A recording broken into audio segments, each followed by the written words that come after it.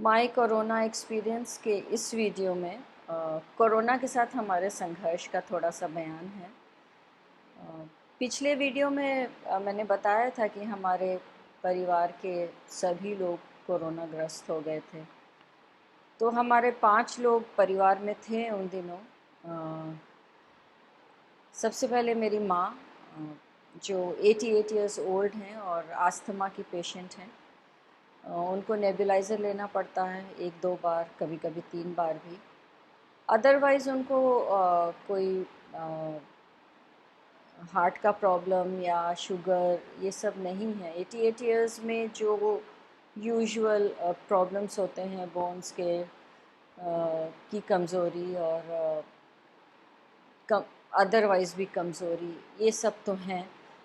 थोड़ी बहुत खांसी उनको चल रही थी पहले से ही और कमज़ोर दिखती थी और कमज़ोर तो हैं। तो उनको कोरोना हुआ तो हम सभी बहुत ही ज़्यादा घबरा गए थे, क्योंकि 88 इयर्स में कोरोना तो बहुत ही ख़तरनाक हो सकता है। मगर उनको फ़ीवर नहीं हुआ। उनकी खांसी तो पहले से ही थी, जैसा हमने बताया। जो ब्लड टेस्ट हुआ, जो कंप्लीट ब्लड काउंट के लिए जो ब्लड टेस्ट हुआ, उसमें हम लोगों ने पाया कि उनका होमोग्लोबिन बहुत लो हो गया है और 4.6, जो कि अलार्मिंगली लो है। पहले से ही लो रहा होगा, नॉट दैट कि पूरा ही कोविड इंड्यूस था। ऑफ कोर्स कुछ और थोड़ा स्थिति और बुरी हो गई होगी कोविड के कारण। तो हमको उनको हॉस्पिटलाइज़ करना पड़ा 2 दिन, क्योंकि ब्लड ट्रांसफ्यूजन ज़रूरी था। तो एक कोविड हॉस्पिटल में उनको हम लोगों ने भर्ती किया और 2 दिन में जब उनका ब्लड लेवल, ऑक्सीजन लेवल थोड़ा सा इम्प्रूव कर गया, तो डॉक्टर ने उनको छुट्टी दे दी हॉस्पिटल से। उनका कहना था कि कोविड के हॉस्पिटल में ज़्यादा इनको रहने की ज़रूरत नहीं है, क्योंकि इनका ऑक्सीजन लेवल भी 99-98 है और इनको ब्रीदिंग का कोई प्रॉब्लम नहीं है और कोई सिम्टम नहीं है, फ़ीवर भी नहीं है। आप इनको होम आइसोलेशन में रखिए, घर ले जाइए। तो हम लोग को भी वही सूट करता था, हम लोग उनको घर लेकर चले आए।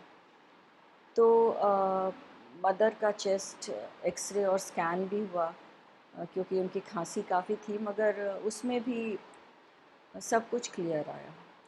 तो आई विल से कि काफ़ी बहादुरी से उनकी बॉडी ने कोरोना वायरस को फेस किया और फाइट बैक किया, क्योंकि कुछ और कॉम्प्लिकेशन उनको नहीं हुआ। मेरे हस्बैंड, जो हमसे 2-3 साल बड़े हैं, वो भी काफ़ी अच्छा हेल्थ मेंटेन करते हैं, उसके लिए प्रयास भी बहुत करते हैं, एक्टिव हैं, फिट हैं।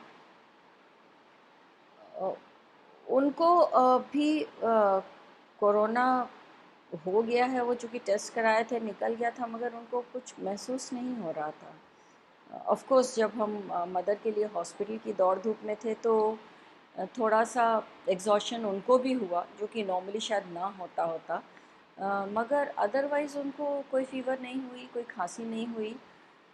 मगर जो ब्लड टेस्ट हमारा हुआ था, जो कोविड स्पेशल ब्लड टेस्ट होते हैं डी डाइमर के, IL-6 और CRP, उसमें उनका CRP थोड़ा नॉर्मल से हाई था, प्लस उनका ऑक्सीजन सैचुरेशन 94 के अराउंड होवर करता था। काफ़ी साल पहले उनको लंग का एक बार इन्फेक्शन हो चुका था, तो उनको लगता था कि शायद इसलिए ऐसे भी नॉर्मल में भी ऑक्सीजन सैचुरेशन कभी भी 99-98 उनका नहीं हुआ करता है, मगर 94 से नीचे नहीं जाना चाहिए। इसलिए अगर 94 के अराउंड होवर कर रहा है, तो थोड़ा सा रिस्क है कि नीचे भी चला ना जाए। तो उस चीज़ को ध्यान में रखते हुए उनका भी चेस्ट का एक्सरे और स्कैन हुआ। मेरा भी चूँकि खांसी चल ही रहा था और फीवर भी गया नहीं था, तो मेरा भी स्कैन हुआ और एक्सरे भी हुआ। और जब रिपोर्ट आया, तो हम लोगों के लिए बहुत बड़ा एक सेटबैक था, क्योंकि हमारा और मेरे हस्बैंड दोनों का ही वायरल न्यूमोनिया डिटेक्ट हुआ। एक दिन, जिस दिन आया रिपोर्ट, उस दिन तो हम लोग कोई सो नहीं पाए, क्योंकि इतने भयानक डरावने से वीडियोस चलते हैं व्हाट्सएप पे अबाउट पीपल जिनको कि लंग में इन्फेक्शन होता है कोविड से, कि हम लोग सब, हम और ये, हम दोनों अपने को वो उसी पिक्चर में इमेजिन करने लगे थे और बहुत ही ज़्यादा डर गए थे। मगर दूसरे दिन डॉक्टर ने सारे डिटेल्स देखने के बाद बताया कि बहुत सीवियर इन्फेक्शन नहीं है आपको, और मेडिसिन आप लोगों को अलग से लेना पड़ेगा। तो एक स्टेरॉयड मेरे हस्बैंड को प्रेस्क्राइब हुआ और एक ब्लड थिनर हमको। प्रमिला भी बिल्कुल एसिम्टोमेटिक रही, उनको ना खांसी हुई ना सर्दी हुई। वो टॉन्सिल का प्रॉब्लम है, मगर भाप लेते रहे थे हम लोग, ऐसे भी स्टीम ले रहे थे, तो उनको कोई फीवरिश फीलिंग भी नहीं हुई। इनफैक्ट वो इतनी एक्टिव थी कि पूरे घर को वही संभाल रही थी, मदर, और सारा खाना किचन। मेरा बेटा को हमने बिल्कुल आइसोलेट करके रखा हुआ था, क्योंकि वो जो वर्क फ्रॉम होम के लिए घर पे था और सिर्फ उसका रिपोर्ट ही निगेटिव आया था, तो हम उसको बचाना चाह रहे थे। तो जो शुरू में हम अकेले आइसोलेशन में थे और उसके कारण एक दूसरे से दूरी बना कर रखे हुए थे सारे लोग, वो एक बार जब सारे लोग कोविड इन्फेक्टेड हो गए तो हमारे घर से वो छुआछूत का भेदभाव जो था वो काफ़ी हद तक ख़त्म हो गया। सब लोग एक दूसरे की मदद करने लगे, मेरे अलावा, क्योंकि आई सेड कि मैं तो काफ़ी ज़्यादा बेड पे कन्फाइंड रहने लगी थी because of my fever and the continuing खांसी जो लिंगर करता ही जा रहा था। तो पंकज और मेरी मदर और प्रमिला, तो अगर मेरा कोविड टेस्ट नहीं हुआ रहता और पॉजिटिव नहीं आया रहता तो उनका टेस्ट नहीं हुआ होता और किसी को, उनको भी नहीं पता चलता कि वो इस वायरस से इन्फेक्टेड हैं, क्योंकि उनके कोई भी सिम्टम्स नहीं हुए। जो जो कि यूजुअली हम सुनते हैं कि हो जाते हैं।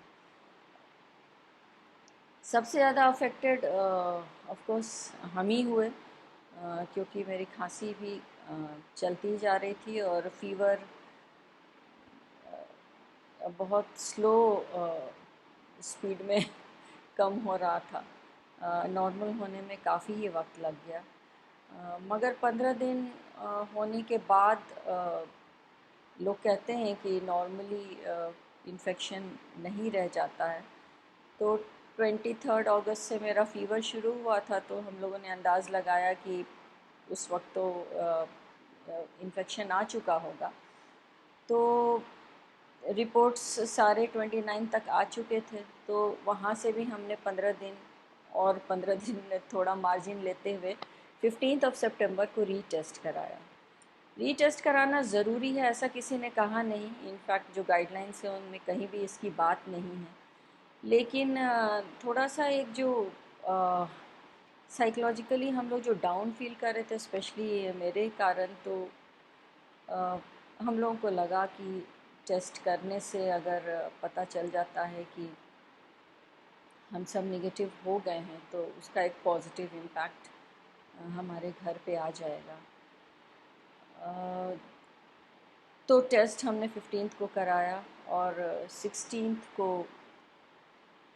हम, मेरी माँ और मेरे हस्बैंड, हम तीनों का रिपोर्ट आ गया और हम तीनों ही निगेटिव निकले। हमने इमीडिएटली सब लोगों को ये खुशखबरी दे दी कि एटलीस्ट एक ये जो इन्फेक्शन था वो ख़त्म हो गया है। पोस्ट कोविड के जो केयर हैं वो तो अभी लेने ही हैं। मगर प्रमिला का रिपोर्ट उस दिन तक नहीं आया था। ऑल्दो हम लोग उसको लेके ज़्यादा परेशान नहीं थे, क्योंकि वो यूं भी हमें लगता था कि उसको कोई इशू है नहीं, कोई प्रॉब्लम है नहीं, कोविड भी है या नहीं, उसको लेकर भी हम लोग के बीच में काफ़ी चर्चा होती थी।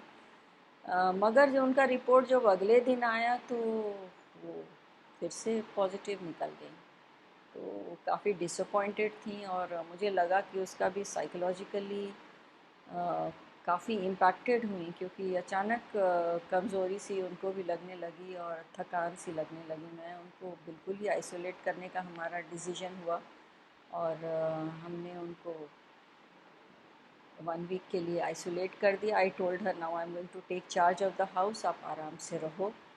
1 वीक के बाद फिर से टेस्ट हुआ और वो ऑफ कोर्स नेगेटिव निकल गए। मैंने उनको बोल तो दिया कि हम एक वीक चार्ज ले लेंगे, बट आई रियलाइज्ड कि हम चार्ज लेने के हाल में थे नहीं। जिस तरह फ़िज़िकली वीक अपने को महसूस कर रहे थे, उतनी ज़िंदगी में कभी हुई नहीं थी वीकनेस।